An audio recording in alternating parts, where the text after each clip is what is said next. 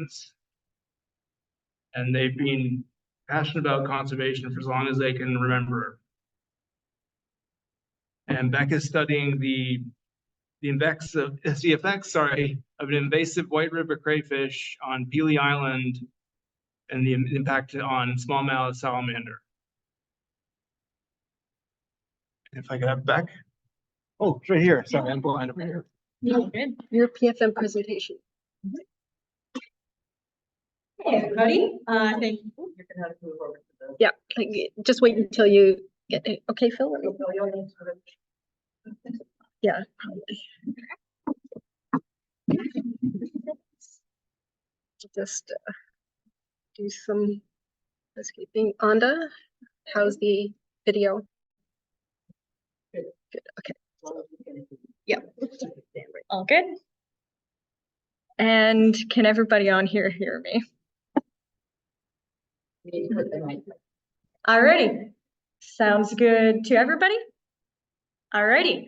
Well, thank you so much for that introduction. And I'm really excited to be here today to talk to you, like Philip said, about the potential impacts of an exotic crayfish on Pelee Island's endangered salamanders. So, the sort of common knowledge is that exotic species are bad, and that's not for nothing. But is that always true? See, sometimes when we try to remove exotic species from habitats, we do more damage than the exotic species themselves. So we need to be careful and judicious in how we plan our actions, especially when the habitats in question have endangered species. This is the smallmouth salamander. They're endangered in Canada, and their Canadian range is restricted to only Pelee Island, a small island in the middle of Lake Erie. They're threatened by habitat loss, invasive species, and road mortality. As tadpole-like larvae, they rely on the island's wetlands, and when they metamorphose like frogs into adults, they live inside of the island's forests. Unfortunately, both of these habitats are not doing so hot. The Pelee Island used to be mostly wetlands, but in the late 1880s, they installed an extensive drainage network that turned the island into the primarily agricultural landscape that we see today.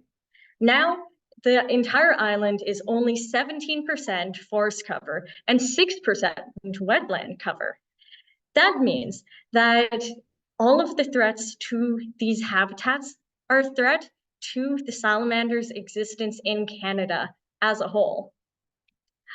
Enter the White River crayfish. Originally from the southern and eastern United States, they were first found on Pelee Island in 2015. Since then, they've also been identified inside of mainland Ontario in Port Sever. The issue is, they're found in the exact same wetlands as the smallmouth salamander. They were probably released as bait bucket by fishers, and we're worried about the consumptive and non-consumptive effects they might be having on the salamanders of Pelee Island. By consumptive effects, I mean things like eating their larvae and eggs, which we'd see reflected in a reduced catch per unit effort. Catch per unit effort is measured by how many individuals you find per, say, dip net sweep. And it's a solid proxy for population density. This is important because smaller populations are vulnerable to additional threats.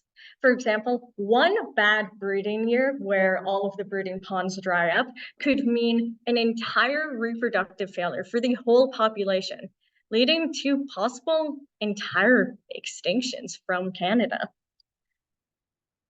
They also might be having non-consumptive effects. When amphibians pick up predator cues, they can potentially speed up metamorphosis to get the hell out of Dodge. They also might hunker down and hide. at the cost of feeding opportunities. Both of these lead to smaller body sizes, which is an issue because size matters for salamander survival and reproduction. The bigger salamanders can afford to make more eggs. So smaller salamanders, less babies. As well, Pelee Island salamanders are what's known as a gape-limited predator, which means they eat what they can fit inside of their mouth. Smaller body, smaller menu, which means that they have less of a chance of eating enough. Overall, both consumptive and non-consumptive effects have serious implications for salamander persistence on Pelee Island. So we can break down our questions here a bit. Are the White River crayfish having these consumptive effects on Pelee Island salamanders' population sizes? And are they having non-consumptive effects on their body sizes? If they're having these effects, where on Pelee Island are they most likely to come in conflict with the salamanders? To find this out, we headed down to Pelee Island to hop in some ponds, 12 if we're being particular about it, and we did standard dip netting for the salamanders. There, we recorded the catch per unit effort and the snout vent length, which is measured by the tip of the nose here, as you can see, to their knotty bits. Then, for the crayfish, we used baited minnow traps. We searched actively, and we recorded any burrows or incidental catches that we found while searching for the salamanders. Then we used statistics to see how well White River crayfish presence predicts catch per unit effort. What we expected to see was in ponds without White River crayfish, a higher catch per unit effort. For the non-consumptive effects on body size, we also included White River crayfish presence, of course, catch per unit effort, and water temperature, because other studies have found that those have significant effects on individual body size in salamanders.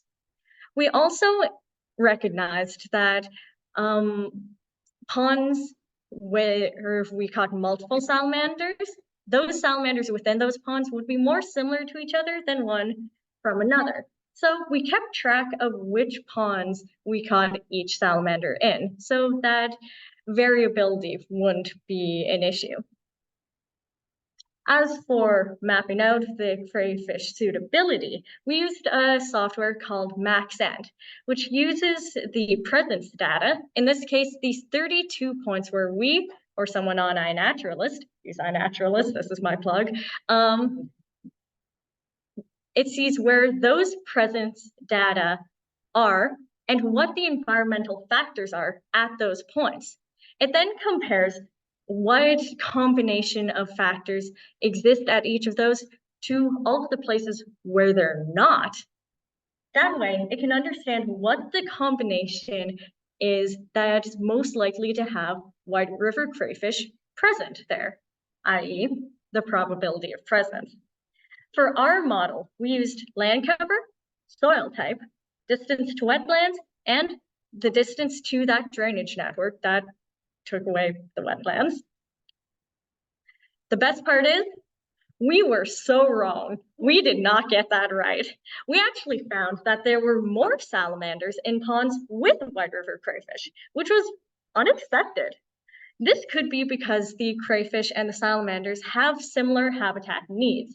So a pond that can support a lot of one can support a lot of the other.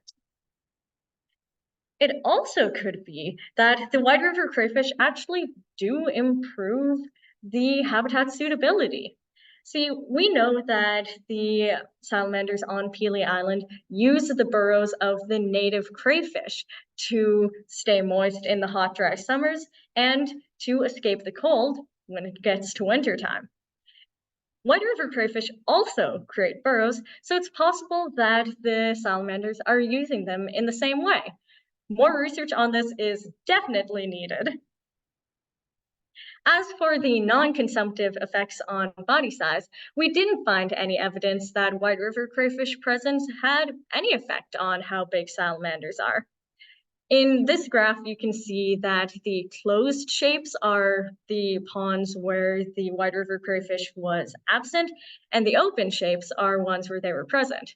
You can also see that there is no pattern when it comes to those shapes.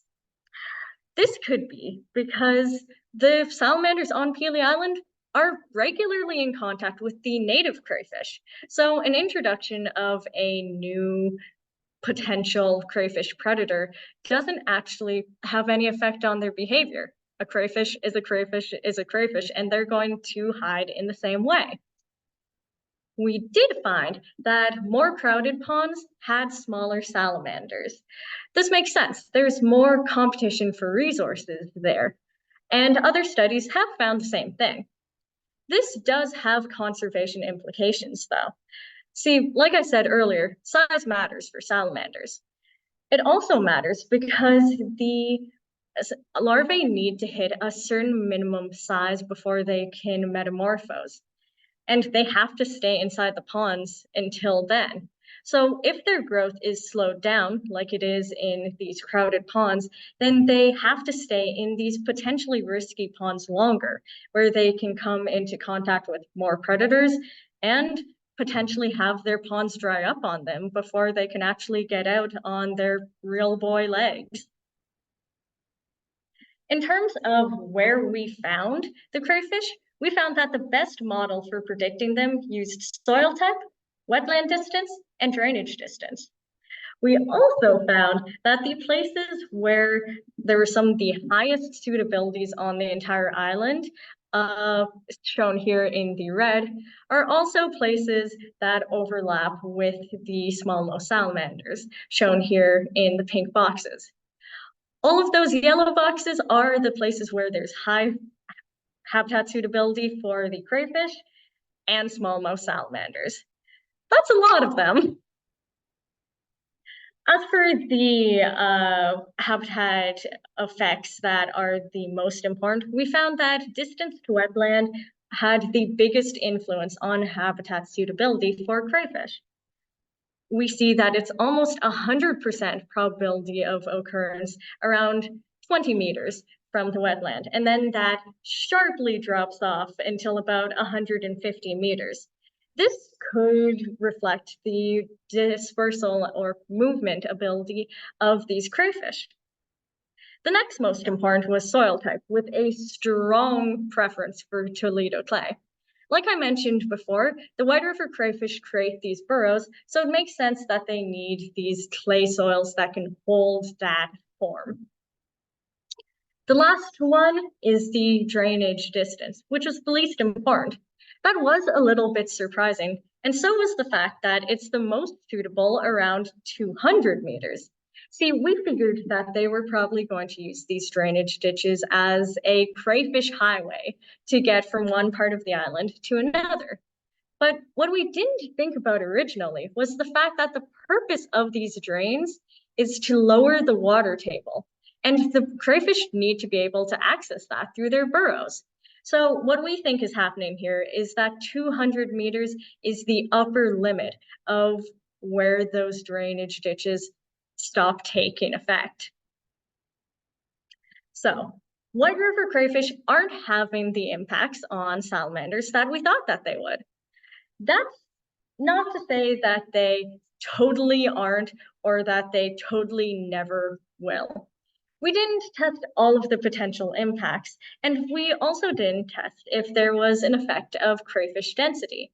See, even within the ponds that we found crayfish in, it's possible that, say, one had 2 and another had 200, which would probably have an effect. Also, this might be a bit of a controversial opinion, but I have heard that things other than salamanders maybe matter. I don't know. So there does need to be some investigation into what other parts of the ecosystem these White River crayfish might be having an effect on. As for next steps, I'm currently using the Peterborough Field Naturalists' very generous grant to do DNA barcoding on the samples that we collected from the island to get positive and complete identification on them, as well as to potentially identify where they came from, if they are, in fact, from Ohio, like we think they are. We also, of course, need to investigate other possible ways that the White River Crayfish could be impacting the Pelee Island's native ecosystems. So what can you do? Well, the Ontario Federation of Anglers and Hunters just came out with this really great guide to crayfish, which I've brought some copies of at the back there. Please feel free to take them home. And if there aren't enough, please email Brooke Schreier. He would be more than happy to bring them to you. Once you know what to look for, upload it to iNaturalist and EdMaps. The most important thing that we can do right now is track where these exotic and potentially invasive crayfish are. So, in conclusion, while we remain concerned about the other ways that White River crayfish could be impacting the native ecosystems of Pelee Island, it's really good to be wrong. We all want wildlife to be doing well. On top of that, we need to be objective in our science so that we can truly understand how exotic species are really impacting our native ecosystems so that we can properly protect our beautiful, wild, changing world. Thank you to the team that made it all happen, to Prema Hammer for the Crayfish Wisdom, to the Peterborough Field Naturalists for their generous grant, and to you for listening.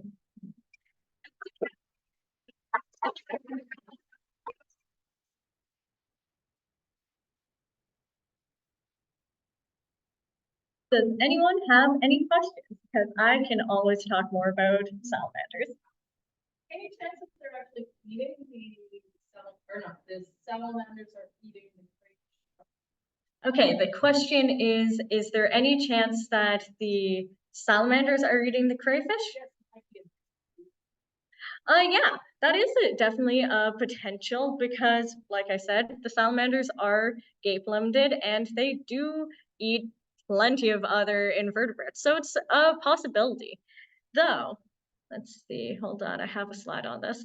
I've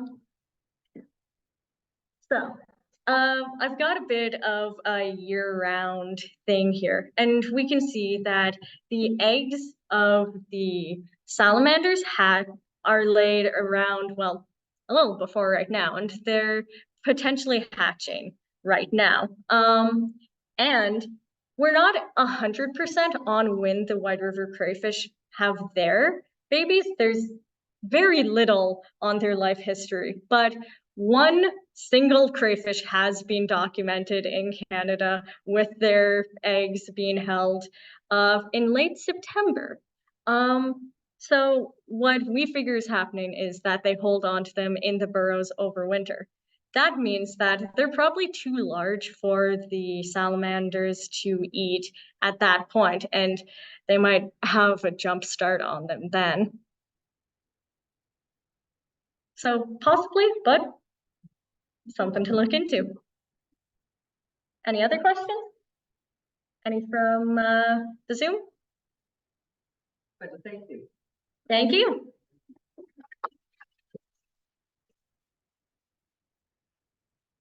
Thank you.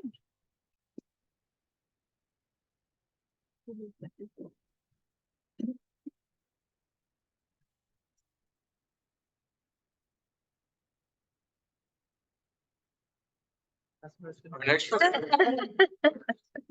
presentation is by Alexander Robertson. Alexander is being accepted into the Trent University's MSc Bioenvironmental Monitoring and Assessment Program, BEMA. Alex's research is focused on the northern dogday cicada, which is the only cicada that is found in the Peterborough area each summer. And there have been very little studies on this cicada. And Alex's presentation is going to mainly focus on the habitat and the the plants that the cicadas rely on for their life cycle and their reproduction and for feeding. So if I can have Alexander. Thank you.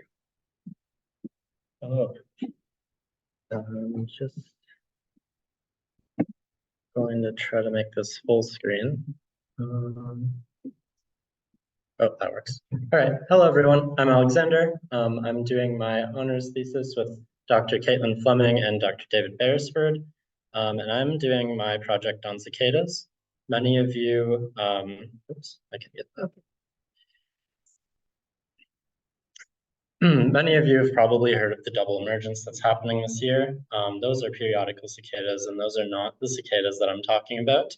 The cicadas I'm talking about look like that.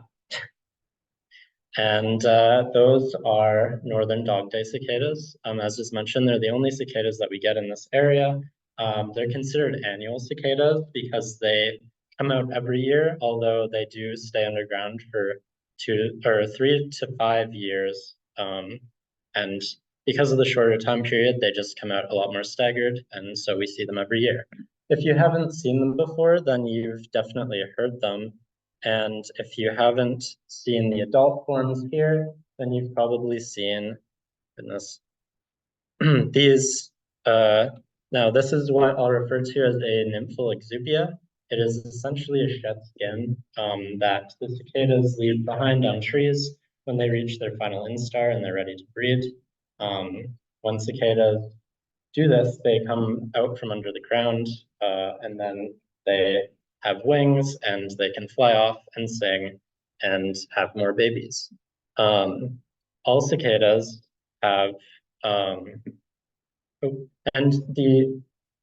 with both life stages, they're easy to tell the sex of. So the male cicadas have this organ here called a timbal. That is the sound that you hear in the summertime. And the females don't have that and thus don't make a sound.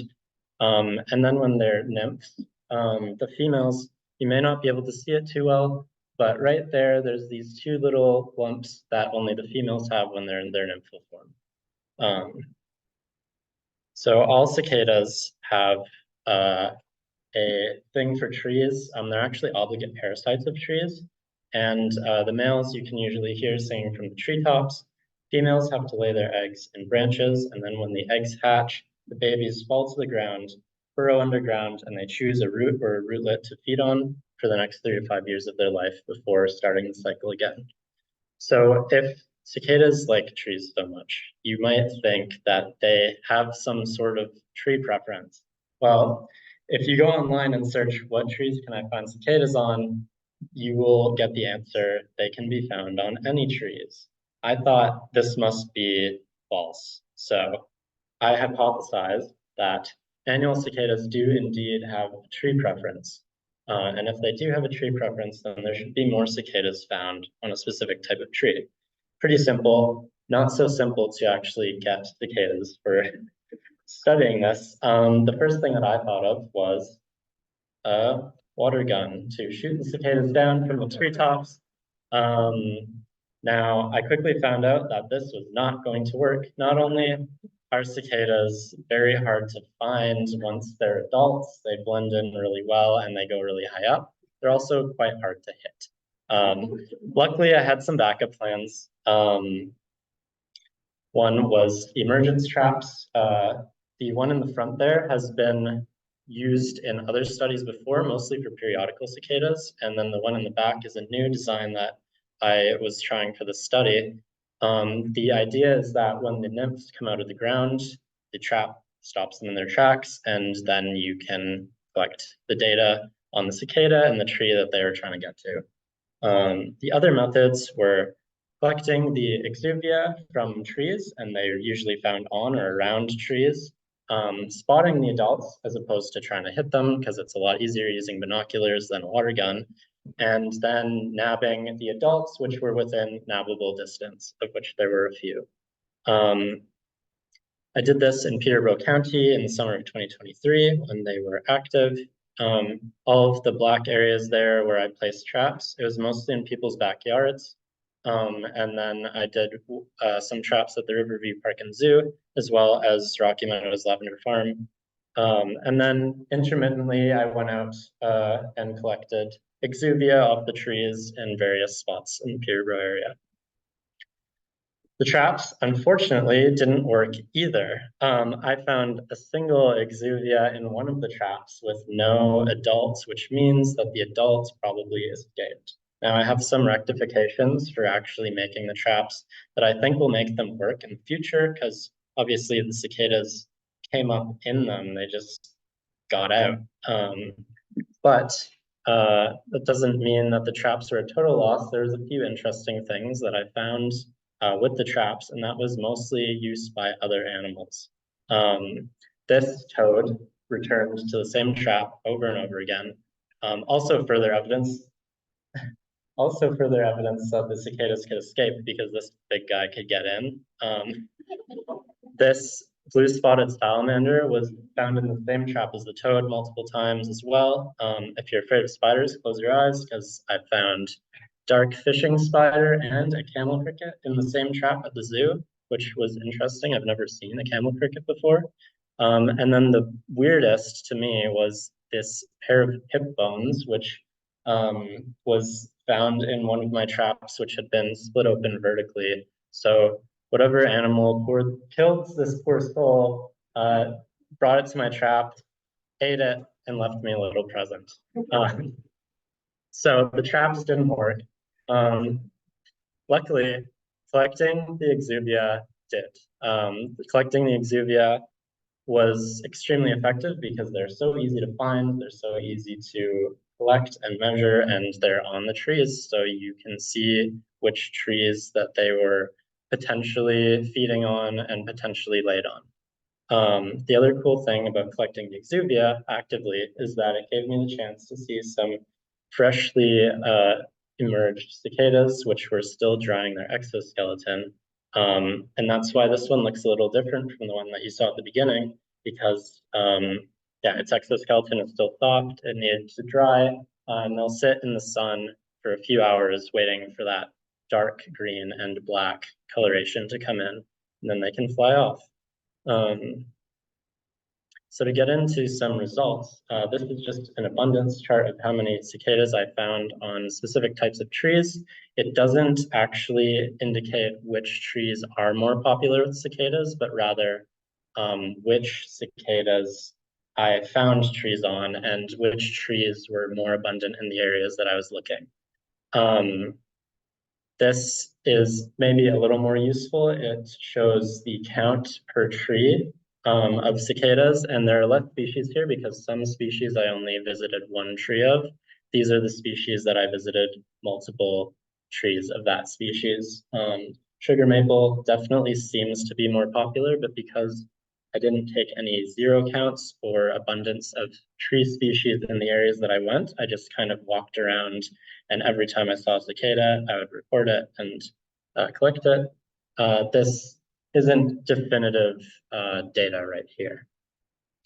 Something that is interesting is that most of the cicadas I found over the summer were female, and there's one other study on this species of cicada regarding their ecology, and they found that colder summers were correlated with more female emergences, and last summer was pretty rainy, it was a little colder, and yes, there were more females. So again, this isn't conclusive evidence, but that's just a body of info on this species that does exist that I wanted to add to.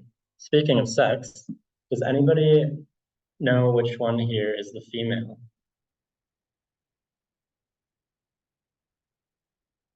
If you can't tell, it's okay. They're not sexually dimorphic at all, aside from the tymbal organ. This is the one on the right is the female. And why I bring this up is because, and keep in mind there are more females in this study. This is the total length of the husks that I found. And you can see that the males are quite a bit more variable than the females, despite there being less males. I didn't know why this was, but some studies with other cicadas have found that the body size actually affects the frequency of their song. So what I think might be going on here is that the variation in the males that you don't see in the females is perhaps for the males to stand out when they're trying to attract a mate, because they'll have different frequency songs. And here's the same charts, essentially just splitting them up by tree. And interestingly, you can see that the sugar maple, despite having more cicadas on it, has smaller cicadas as well. And then the red pine had the largest females. So the main findings of this study were that cicada emergence isn't random, which is a start. It's not exact species that cicadas prefer. However, when we fitted it to a zero inflated croissant model, which basically means that cicadas would emerge randomly on any tree, you can see this is what it would look like if it fit the croissant. And you can see it does not fit that at all. We ran variance mean ratio tests on this as well, further verified with t-tests. Variance mean ratio tests showed clumped distribution, and the t-tests came out as significant. Here's it with the inflated zero counts. So if I was to count the trees that didn't have cicadas, it would look more like this. And we did this with 100 zero counts, 30 zero counts. The 50 is just to make it look good. But each different zero count, they all showed it was more clumped than without the zero counts. And then the t-tests and also the chi-square tests that we ran to verify this also came out significant. So we couldn't nail down a tree that cicadas prefer, but we could say for sure that you can't just find a cicada on any tree like the internet would have you believe. There is a clumped dispersal. Now this could be selection of the mothers choosing a specific site to lay their eggs on. It could be selection of the babies once they go underground. Perhaps they choose some sort of underground environmental variable or type of tree that tastes better or is more nutritious. Or it could be some sort of predation selection. We're not exactly sure. But one thing's for certain, the cicadas are a little more picky than one might think. So with that, I'd like to thank the Peer Review Field Naturalists for their grant. I'd like to thank Cameron Mailhot and Mia Bohbot for helping me collect data, and Mia also took some of the photos in this presentation. And I'd like to thank my supervisors as well, and the audience. So I'll open the floor to questions now.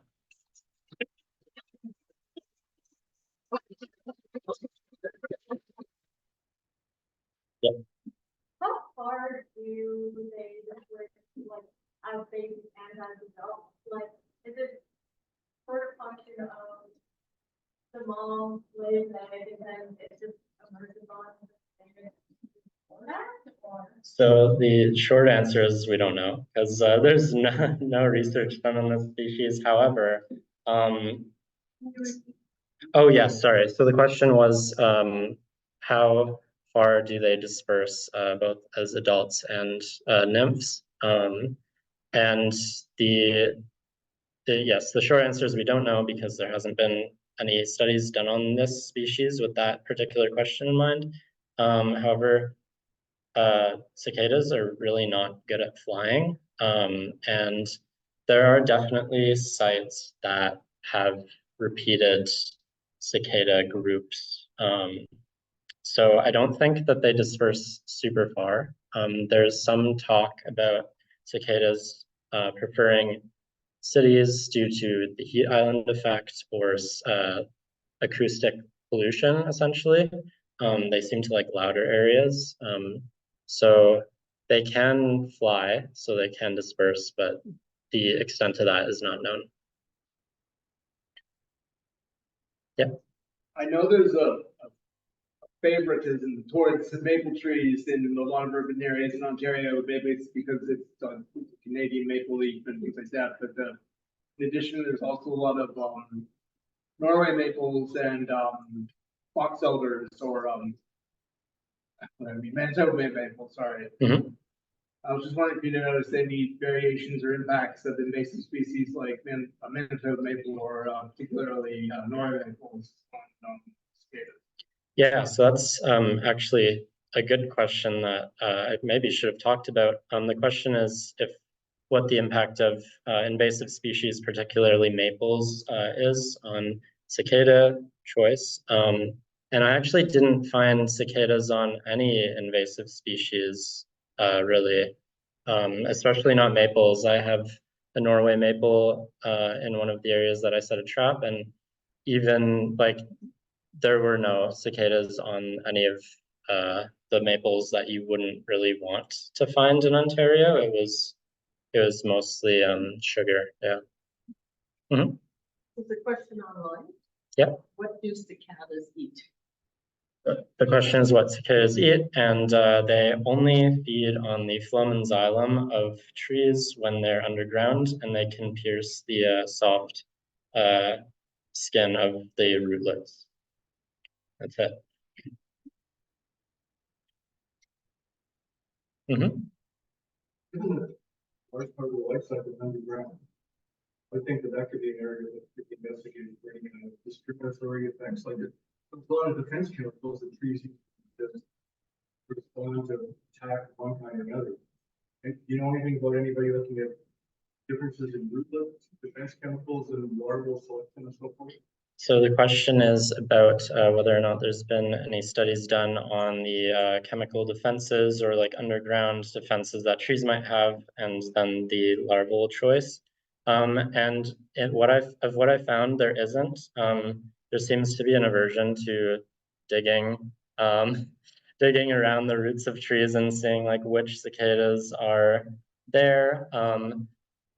What was interesting is because with pines, they're like more acidic. I believe that they have some anti-pest stuff going on. And one of the things that made me want to study this is that I was finding a lot of cicadas on the red pines on Trent University campus. So that was kind of maybe a greater, more ambitious hope for this study, but there haven't been any studies carried out on that particular thing now.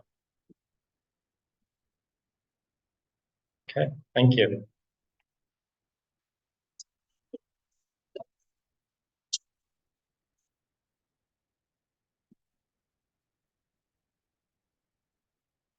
Thank you very much, Alexander. Our next presenter is Jade Gorman. Jade is currently in her last year of environmental and resource science program at Trent University. She's starting her MSc in May in the environmental and life sciences program. She's passionate about environmental sciences, water sciences, and is presenting on the _21. Oh, you're okay, right? Sorry. the potential for those local stormwater ponds to be used as benthic environments for benthic macroinvertebrates, and using a variety of different protocols and tests to determine the abundance of benthic macroinvertebrate life in stormwater ponds in the area. Oh, just remember to stay close to the Good evening, everybody. Hopefully everyone can hear me okay. Thanks for having me.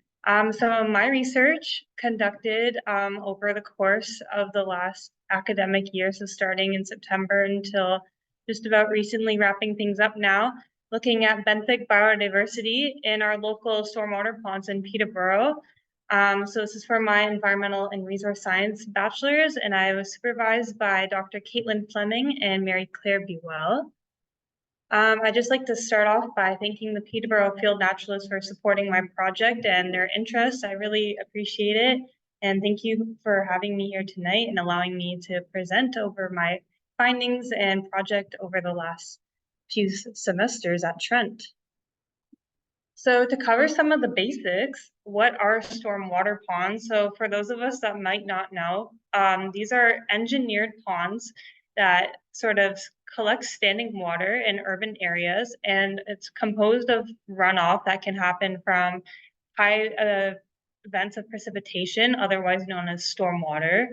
And they're typical in urban and suburban areas where there isn't much green space available, and they're usually one of the first things constructed in a new development of a housing area. And oftentimes they're connected to local catchments and watersheds, so they have some integration to natural areas. So the function and design of stormwater ponds, they're a heavily engineered resource. So there's a lot of thought, math, and physics that I probably don't understand that go into them. So the basis of them is simple, but there's a lot of complicated things that go into them. But to sum it up, the purpose of the storm ponds are mainly for flood mitigation, as I mentioned earlier, but they also have an added benefit of improving the water quality of the water that comes into them. And then the water that leaves the pond or the facility ends up being a bit cleaner. Now, this can sort of vary depending on how well the pond is engineered, how well it's maintained, as well as like the age of the pond as well. And I'm sure there's some other variables that go into how well they function. The main characteristics of these stormwater ponds, so they have vegetation, usually aquatic and within them, as well as terrestrial vegetation around the ponds. Sediment bottom, sometimes these ponds are lined with clay or other impermeable surfaces, so a lot of the pollutants coming into the ponds don't leach into the ground. But on top of these impermeable surfaces are usually like a sediment, sometimes boulders and cobble. It kind of is very variable, as well as the water capacity storage. So most of them are composed of a forebay, which is like a smaller pond. Think of it as like pond A, and then a main pond, which is pond B. So the pond A will fill up first, and then anything that overflows will go into the pond B or the main pool. And this kind of improves the water quality by allowing 2 steps of sedimentation to occur. So all those pollutants can sort of stick down to the bottom, and then the clean water on the top of the ponds can exit. And that's basically how that works. And then there's also an inflow and an outflow. So these are like man-made pipes that come into the ponds, and then ones that leave. So they're usually connected to sewer sheds, or you could see those manhole drains in your local neighborhoods if you live in a suburban area that sort of lead to your stormwater ponds typically. Okay, I have a video, so I hope it works. There we go. So these are some of the findings I had in one of my stormwater ponds, super close to here. So just on the west bank of Trent campus. So you could see some crayfish moving around, as well as some dragonfly larvae, and there's some damselflies motoring along in there as well. So super interesting. And this was the only pond I observed crayfish in, so it was quite a surprise to me. But the main question I wanted to know with these stormwater ponds is they're engineered for purposes not to be aquatic or any kind of habitat. So that never comes into the mind of these engineers, unfortunately. But although they're designed for these engineered purposes, they have the potential to provide great benthic habitat for our little macroinvertebrates that you see here. So since these stormwater ponds are connected to catchments and watersheds, they can provide similar habitat to wetlands in some cases. And then for those of you who might not know, benthos, as I'll commonly refer to them from this point forward, are macroinvertebrates. And they typically live in the sediment of aquatic ecosystems, so lakes, streams, rivers, wetlands, ponds, so pretty much anything with water, even puddles sometimes, depending on the group that you might find. And then for this, my research question was, does the land use surrounding our stormwater ponds and natural ponds affect benthic biodiversity? And then the degree of natural features and anthropogenic disturbance in quaternary watersheds or these catchments surrounding the ponds will influence the biodiversity and community composition of benthic macroinvertebrates. So this is sort of what I hypothesized going into this study. And then I had a few objectives that I wanted to consider. So the first one, LULC, is land use, land cover. So basically the different land uses around these ponds and the catchments. So I wanted to do an analysis of that. And then to determine how benthic diversity is affected by the land use in the surrounding catchment. So sort of putting the 2 pieces of the puzzle together and seeing what happens there. And then the third objective was to determine the significance of other influencing variables. So in this case, I considered pH, conductivity, some other water quality parameters that I tested in the field, as well as distance between the ponds and the distance from a pond to the nearest natural water body to see if that had an effect as well. So in my study area, I had 5 stormwater ponds in the city of Peterborough, as well as a wetland area near a sort of grouping of Peterborough ponds. So this is the Loggerhead Marsh I visited. And then I had 2 stormwater ponds on Trent campus, as well as a wetland area, I don't know, just up the road here, so very local. There's a Trent Archaeological Wetland Complex, so just south of the Zowski building there. And then, my apologies, I know the ponds are super small on this map, but you can see my sampling locations here. And then the colorful blocks are what the city of Peterborough divides up into the catchments. So that's what I've been referring to thus far. So I had the 6 different catchments and then the 9 different ponds. So Jackson catchment had the most ponds in them as well. And then the other ponds or other catchments had 1 pond in each one. And then for my field method, some of you might be familiar with OBBN, otherwise known as the Ontario Benthic Biomonitoring Network. So I typically use this to inform my sampling. However, there is no sampling protocol for ponds. So the closest thing in OBBN was wetland sampling. So I kind of took this as the basis of my methods and took it and ran. This consisted of a traveling kick and sweep, which you could see me doing here in one of the ponds. And then each pond had 3 replicates, which is basically 3 areas of the pond that I sampled, and 10-minute sampling time, and then 2 transects in each replicate, which is basically 1 line of a kick and sweep. So the transects were in each replicate, and then 3 replicates per pond. And then I sampled mostly in August, September, and then a little bit in the beginning of October. So I hope nobody is squeamish of bugs because there's going to be a lot of fun in this. So I probably should have warned you with that. But you can see one of the midges, which is a little red wormy looking guy, and then 2 crawling water beetles in the other one. I collected and then preserved my samples with ethanol in the field. And then I identified the specimen that I collected to the OBBN 27 group level with my microscope in the lab. And then with this, I had to identify at least 100 animals or specimen per sample as per the protocol I was using, which, as you can imagine, meant a lot of time in the lab with a microscope almost glued to my face. And then from that is this crazy looking Excel spreadsheet, which is the beginning of my data analysis. So it's less complicated than it looks, but basically the abundance column is the observed counts I had for each of the groups. And then there's a known tolerance value that scientists way before me discovered and came up with, basically telling you how sensitive or tolerant a group is to pollution. So a value of 10 is something that's really tolerant. So the Hirudinea or leeches are really tolerant to pollution, whereas the Plecoptera have a value of 1, which means they're super sensitive to pollution. So you won't find them in polluted areas.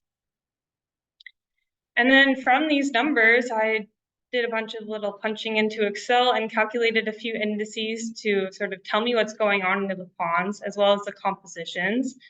And then one interesting thing of one of the indices, in many scientific reviews and literature before, they use something called %EPT. So it's comprised of 3 groups, the P being Plecoptera or stoneflies. However, I knew since stoneflies like habitats such as streams and rivers and moving water with lots of dissolved oxygen are probably not going to be in my stagnant waters of these stormwater ponds. So there's another option for this, which is EOT, which you use Odonata, which are comprised of dragonflies and damselflies. So they are also somewhat pollution sensitive, and it's sort of the alternative that you would use for ponds and lakes and more standing water bodies. So something really important that happened. Now to get on to the findings of my research, I have a few graphs to show you. So this one is comprised of the ponds I sampled in the Jackson catchment. So we have the Jackson Creek Storm Pond, loggerhead storm ponds 1 and 2, as well as the loggerhead marsh. And I think the colors are reflecting nice in person. So you can kind of see which ponds had the different species compositions. In the natural pond, I found a high abundance of chironomids, which was really interesting, both in the Jackson catchment as well as the one near Trent. And then the Jackson Creek Storm Pond was one of the most diverse ones I sampled. However, it had a high abundance of amphipods, hydracnias, as well as gastropoda or snails. So these are more of your pollution tolerant species, which can indicate that the Jackson Pond may have a higher level of organic pollution compared to some of the other ones that I sampled. However, what these graphs don't take into account are the abundance of the entire ponds. So these are like combined replicates. However, some had really low counts. So when we calculate indices from those, something to be mindful of that isn't really considered. And then here's some cool critters that I picked up. So the Jackson Pond, as I mentioned, was one of the most diverse. And then we talked about the dominant groups of amphipoda, hydracnias, and gastropods. So scuds, mites, and snails. And then the loggerhead storm pond was not very diverse. And then the EOT, so those pollution sensitive benthos I was mentioning, those levels really vary depending on the replicate, which is really interesting. And that pond had really low counts. So it kind of comes into question of how accurate my indices are just because I had low numbers to work with. And then the second pond of the loggerheads had a fair level of diversity and was actually dominated by beetles, which is really interesting. So you could see a larval beetle at the top there, and then the 2 crawling water beetles on the bottom left. So there's more of these, and this was not observed in any other pond I sampled, so super interesting. And then with the marsh, I had really poor EOT levels and was dominated by chironomids or midges. This I think is because there's high levels of detritus or decomposed organic materials. And unfortunately, I couldn't test dissolved oxygen, but I would assume it to be low in these environments, which is why I think we didn't find a lot of other species that require higher levels of dissolved oxygen. The next one was in the Riverview catchment. So this is the Heritage Park Stormwater Pond, heavily dominated by snails. I feel like that stands out by miles. And my samples often look like this, so not as exciting. And with that came really poor EOT scores. So the pollution sensitive species weren't really found in this pond at all. Also indicative of maybe higher organic pollution levels or low dissolved oxygen. Hopefully next time I'm able to test both of those things. And then this is a Fox Meadow stormwater pond. I think Phil said that, or somebody else maybe, that they live near this one, so could be interesting. Lots of scuds in this pond as well as snails. However, there was a higher diversity as well. So just because we had some pollution tolerant species doesn't mean it's a bad pond at all. We had a lot of mayflies, so the Ephemeroptera, which is one of the pollution sensitive species that I listed, as well as Anisoptera, so those are your dragonflies that are a part of that as well. And you can see a lot of the amphipoda or the scuds in the left picture. And then this one, even though there were mayflies and dragonflies, it had relatively poor EOT levels compared to the other ponds that I sampled, but was tied for first for the most diverse stormwater pond that I sampled. Lastly are the ponds near Trent or on campus. So we have the Trent East Bank Pond, which is just north of the Autonomy College building, the West Bank Pond, which is off of Woodland Drive, as well as the Trent Archaeological Wetland Complex, which is just south of the Zowski building. With the with the West Bank Pond, so we had lots of other Diptera, and this is sort of like a basket group that OBBN came up with that I'm not really a fan of, but basically any other flies get dumped into this category, and it's not super representative of what can be in there because there's lots of options for Diptera. They're really diverse group of invertebrates. And then, as we saw with the other natural pond, the Loggerhead Marsh, the one on Trent also is dominated by midges. So there is a good connection there. But the East Bank Pond was my highest of EOT. So we have lots of mayflies in here, which is awesome, as well as damselflies and dragonflies as well. So the bottom picture there, those big guys, those are our dragonfly nymphs. They're super cool.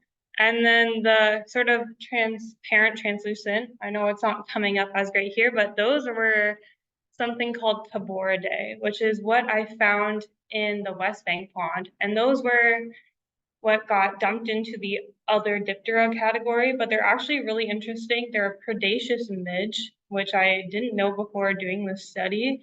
So it's hard to tell how they interact with the ecosystem just based off the grouping that OBBN has them in. But I think more research into that could be really interesting to see how they interact with their ecosystem. And then to bring it back to the land use land cover analysis that I did. So this is showing each catchment how the land use is divvied up. So we have the gray built area, yellow for the crops, rangeland, which is sort of like scrubs and trees and sometimes like cattled areas, as well as forested or treed areas, and then water covered areas. And then this can also be seen with the catchments in another form on this map, to sort of put it in perspective. So with my question of how does land use or land cover affect benthic biodiversity, I actually found that it doesn't, or at least doesn't affect the biodiversity. However, I found that there were higher proportions of EOT or pollution sensitive species that are in ponds with areas that had higher proportions of forested or water covered areas.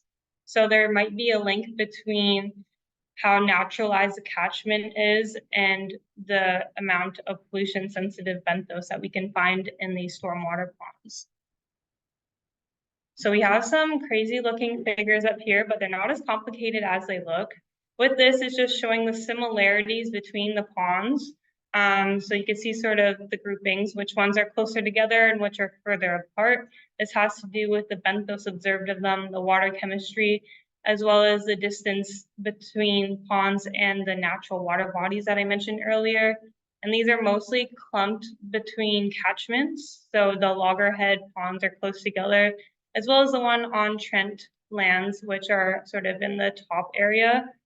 But we also have interesting groupings of ponds that were separated a lot by distance. So that's something to look into as well.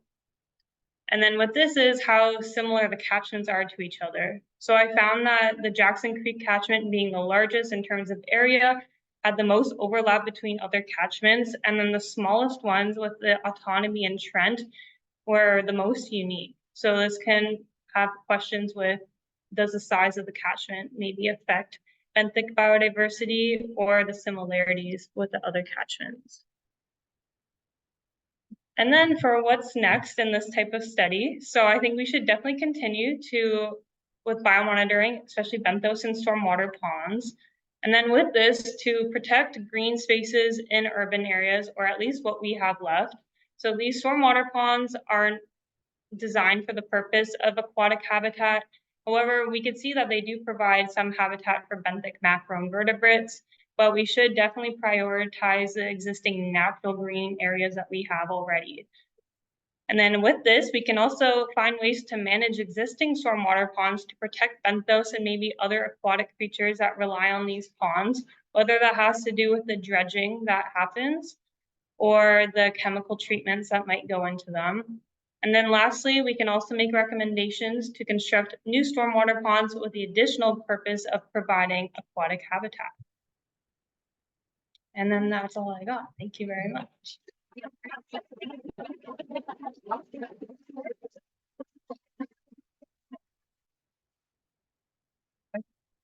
Go back.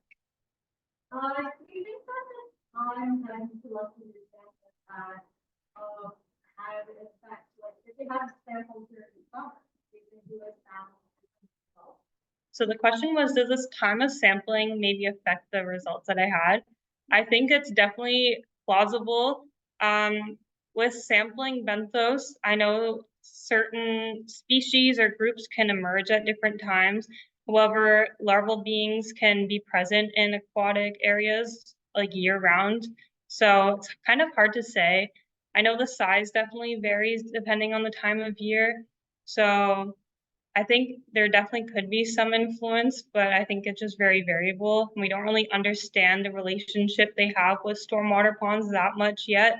So whether or not that's a factor compared to when they're present in natural systems could be another really good question to look at. Yeah, Fiona. For the land use land cover classification, was it qualitative or quantitative? So was it like, yes, it's forested, no, it's not forested, or was it a percentage of forested, and like, how was that weighted? So the question was about the land use land cover and like if it's qualitative or quantitative. And I think it's a bit of both. So my land use information came from Sentinel, which is sort of a global predetermined database. And what goes into each category is predetermined by them. So they look at satellite images as well as like aerial photos and stuff like that. And then they divide it up into pixels. So it's 10 by 10 meters squares, and you get the proportions or percentages based off of that. So that's how I determined. So I basically had the outlines of each of my catchments from using GIS, and then clipped like the land use data for each one, and then I was able to determine like the amount of area for each of the categories for each catchment. Did you take into consideration? Did I take the age of the ponds? I did take the age of the ponds into consideration. However, it didn't fit with the statistical analyses I was running based on the help I had from the great group of statistical experts at Trent. So I did have that information provided to me from the city, but it didn't really fit into the tests I was doing. But I think it's definitely something to look at. I would assume that there'd be like a higher buildup of like organic materials and maybe lower efficiency of the pond depending on how old it is. Yeah. Describe in a little bit more detail what would be good management for existing stormwater ponds to protect benthos? Yeah, so the question was if I could describe in detail a bit more management strategies for existing stormwater ponds. With this, I found the sort of managing of native versus invasive plant species can really have a great impact. So making sure that we have more native versus invasives present in these ponds, as well as I would assume maybe having some way to increase the level of dissolved oxygen. So although I didn't measure this in these ponds based on the limitations of my chem pen, I know that dissolved oxygen is really sort of important to benthos. So using a different type of substrate, whether that's something with more gravel or cobbles or something to allow better flow of oxygen within the water, could definitely have an impact. However, the engineers might have another opinion on what they'd like to design their storm ponds with. So I feel like it would be a collaborative sort of grouping of decisions to be made. Yes. The question would be, in regards to the design and implementation of stormwater runoff on, are there any municipal regulations, any standardization on how they're constructed, or is it just like the wildfire that the developer does?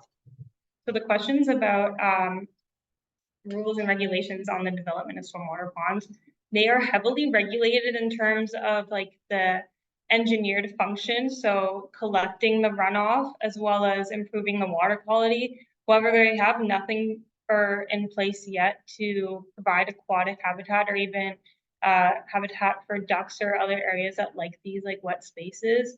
So there aren't any regulations for that, which is something I'd like to see change, especially if they can provide essential habitat in fast urbanizing places, especially like Peterborough. But they're only really regulated for the purpose of mitigating floods and then improving the outflow quality of the water.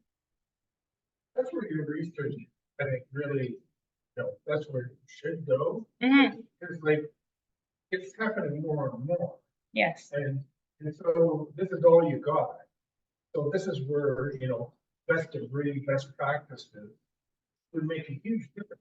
Sometimes it's not that much, Maybe the oxygenating of water, or, different levels of silt or gravel, as you mentioned. That thing. Yeah, so I hope to expand on this project, maybe with my supervisors and get a publication out in the works on how to maybe change these stormwater ponds, whether it's managing current ones or constructing new ones to sort of improve them, or like maybe it's not as much work as we think it is, like you were saying. Yeah. Any other questions? Thank you very much.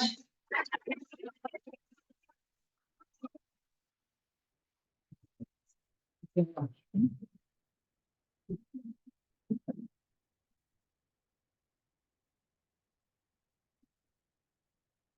our final presentation is Mia Bohbot. Her research project determines the extent to which nocturnal mammals are favoring and selecting processed food over natural foods. And the results will be related back to their life history and impact on humans in urban areas. And so if I get on Mia Bohbot. Thank you.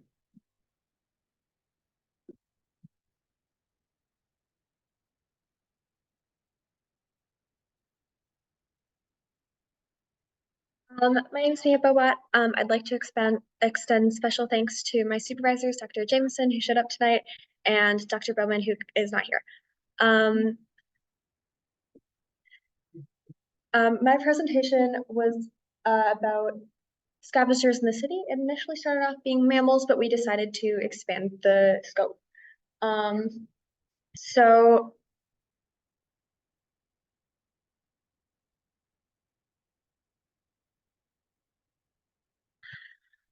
In urban settings, there are decreased rates of predation, yet we tend to find higher rates of predator species.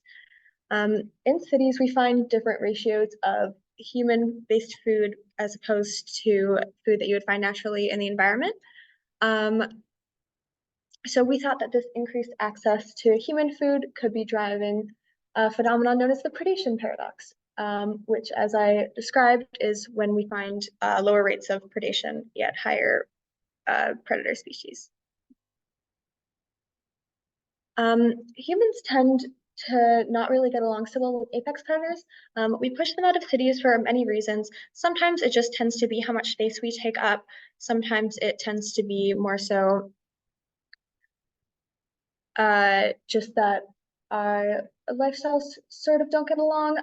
We don't really leave room for them to hunt to find food, so we find really low rates of them in cities. This, unfortunately, can have a really adverse effect on food webs, as apex predators, which is the highest trophic level predators, keep lower populations in check, such as mesopredators. Mesopredators are a lower level of predator that often end up having really high populations in the cities, which results in a really unhappy ecosystem and food web.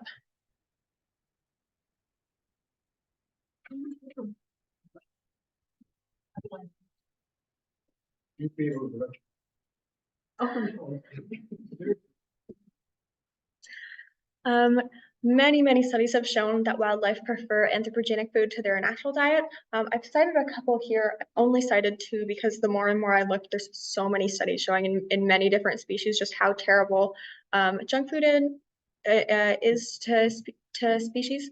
The ones I cited here, I believe, are for raccoons and coyotes. Wildlife living in urban areas have really poor health comparatively, and we sort of wanted to look at why this could be.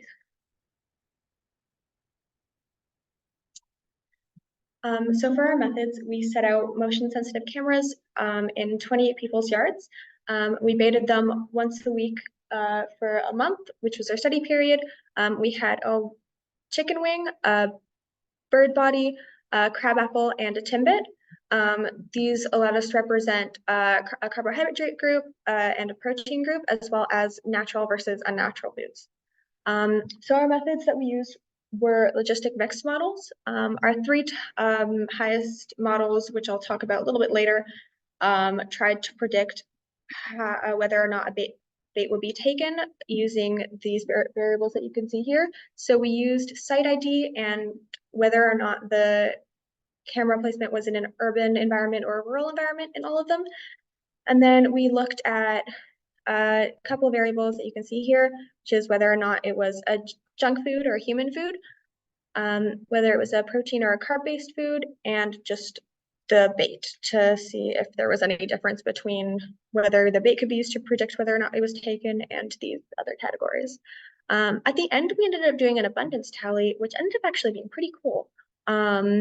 We'll talk about that a little bit later.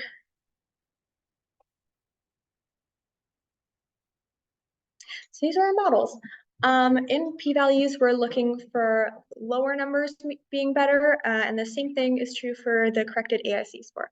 So as we can see, our best model was using site type, which was urban or rural, natural versus unnatural food, and site ID.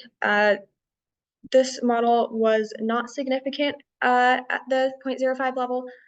However, we did find support, a little bit of support in that the AIC score was the lowest out of all of our models that we did. It was minimally better, but this still shows us that junk food is slightly preferred by animals in Peterborough.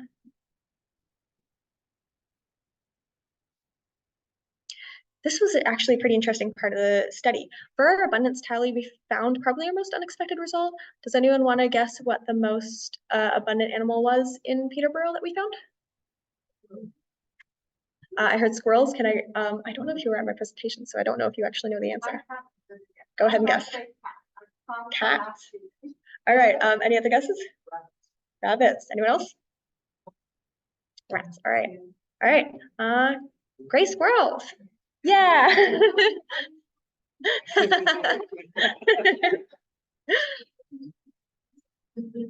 Yeah, so we found squirrels were the most abundant scavenger that we found by a lot. We found a lot of gray squirrels. I think there was 53, which is over half of all the animals that we found.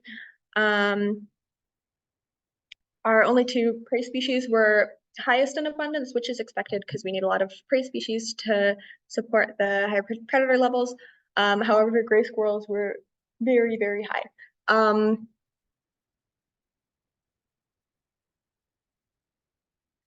So in summary, we weren't able to find evidence for mesopredator release.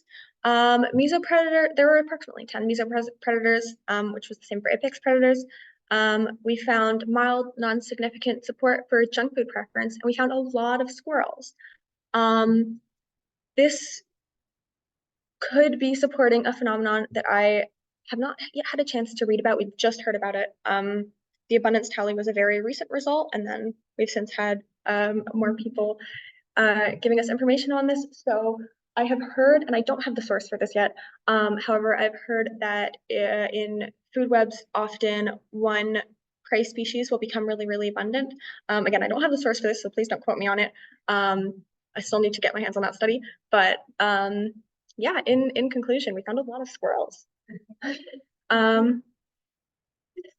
So from this, I started wondering, why squirrels? Like, it's understandable maybe that one prey species would become really, really abundant, but my curiosity was why specifically squirrels tend to do so well in the city, or at least in Peterborough. So it turns out they really like garbage. They tend to forage in trash cans a lot more when it gets cold out. They just tend to really eat anything. Some squirrels actually took the bird bait, which I found that studies said that this had happened, that squirrels can eat eggs or they can eat baby birds, but that kind of shocked me because I only really think of them as eating nuts and seeds and stuff. And a potential reason for this could be the time of year. Maybe it was because of their breeding season or something, sampling error, or just due to the specific area that we studied. Aside from them really, really liking garbage, we didn't have a definitive answer, so I think this could be definitely a direction for further studies. I think it would be really interesting to look at why there's so many squirrels in Peterborough, or if it's just because when I did this sampling. As I already said, I think there should be more research on squirrels in cities versus rural areas. Peterborough, while it is a city, it is more of a mid-ground between really populated city versus very, very rural areas. So I think it would be really interesting to redo this study in areas that, for example, downtown Toronto, where it's very densely populated and there's a lot more pollution, things like that, versus in the countryside where there's a lot more green space and there's a lot less people. As well, I wanted in the future, I think we should look at larger sample sizes. Sample size is often a really big limiting factor in studies. So I think with a higher sample size, we could learn more about the trophic dynamics in Peterborough. And with that, I'd like to thank you all.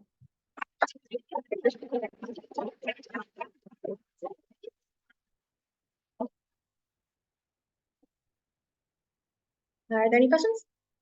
Either one, go ahead.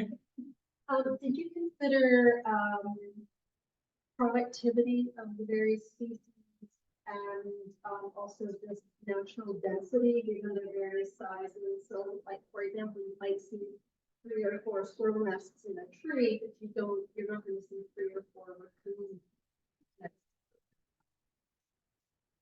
Consider that sort of thing? I didn't consider it. I did read a study that said certain animals are better at surviving in the city, and actually species that tend to be better at surviving in the city tend to nest in trees, which is interesting. I did not consider productivity or just the general densities of how they tend to spread themselves out, but that could be an interesting future research direction. Because squirrels are the rabbits of trees. Breed like crazy. Go ahead. Based on your research and your studies, I don't know, with your night cameras and anything like that, do you have any advice for how urban areas design their waste management systems at street level and even behind, say, restaurants and things like that, and all the way to like curbside pickup of garbage and recycling and so on, to prevent sort of invasive species or just nocturnal species from making a mess and things like that.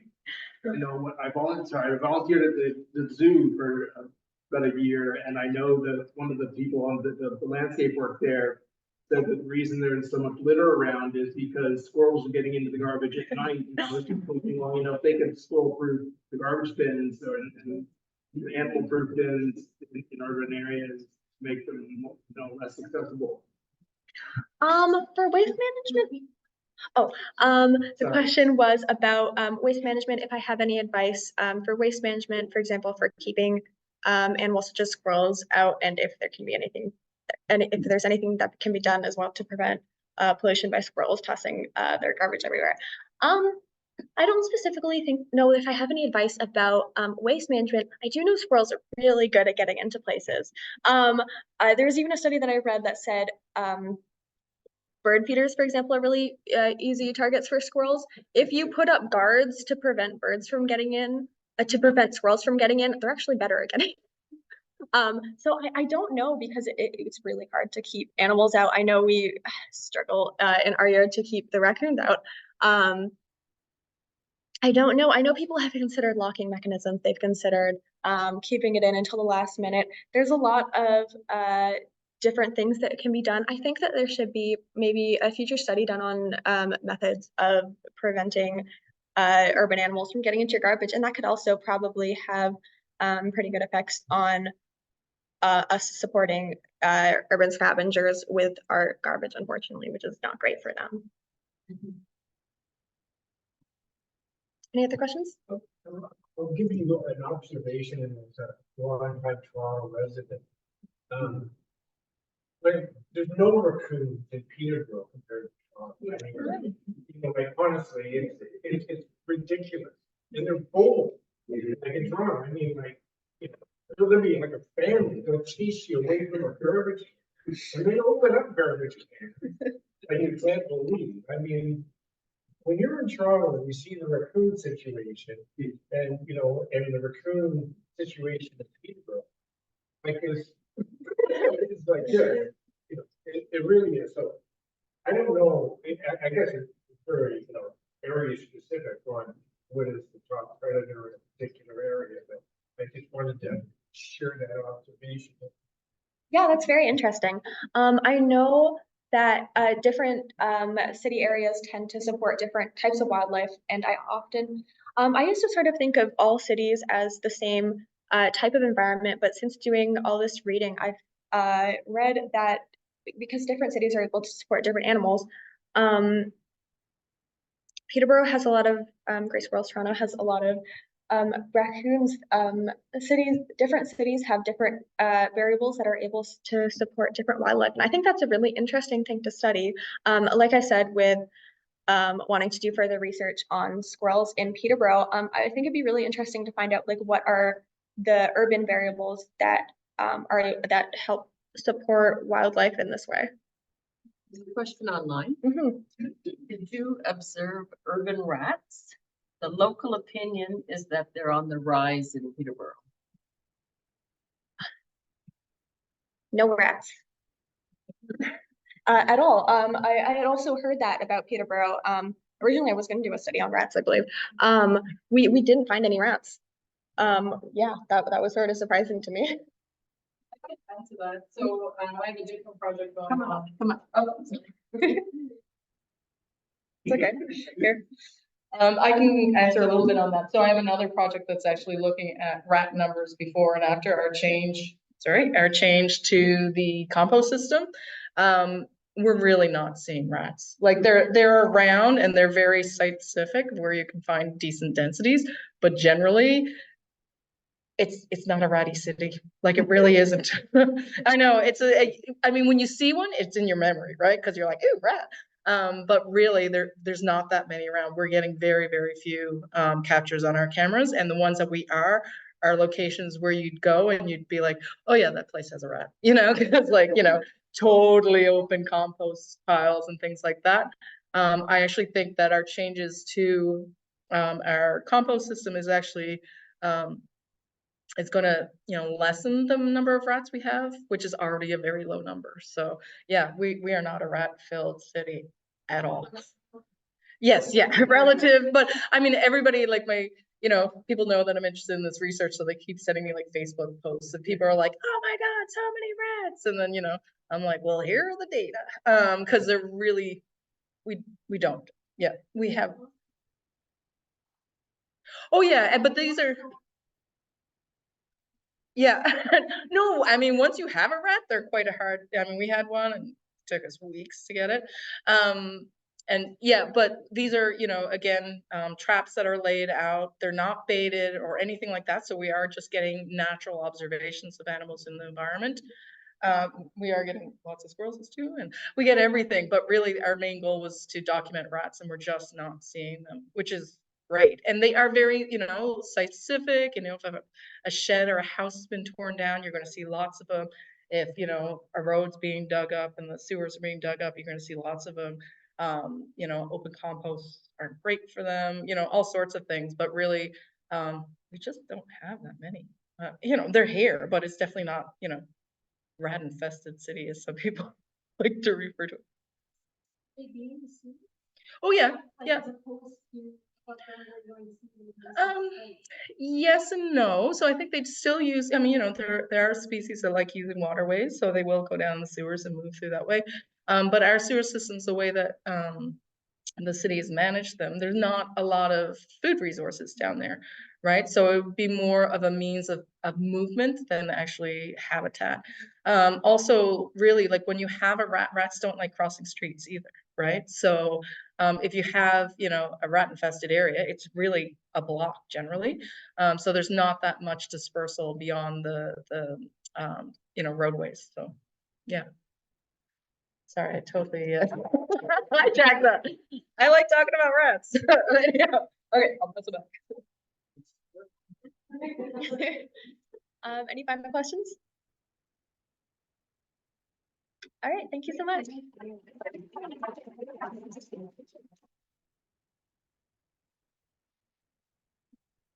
And that's it for our students this evening. And thank you very much to all of our students and to Sarah Jameson and the Trent University staff.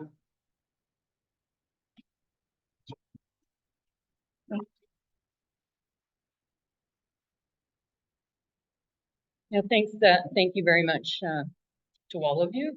It's one of the evenings I look forward to every year is hearing the research from these eager young minds. So before we go, one announcement from Kathy Douglas. She and Dave Milson are leading a hawk watch up to Neptune on the 21st of April, and there are still a few spots. The information is all in the orchids, so if you'd like to attend, get that information and get in touch with Kathy or Dave. Anything else before we pack it in for the evening? Beck? Just a reminder and a plea for everybody to please take some of the White River guide. Thank you. All right, good night, everyone. Enjoy your spring.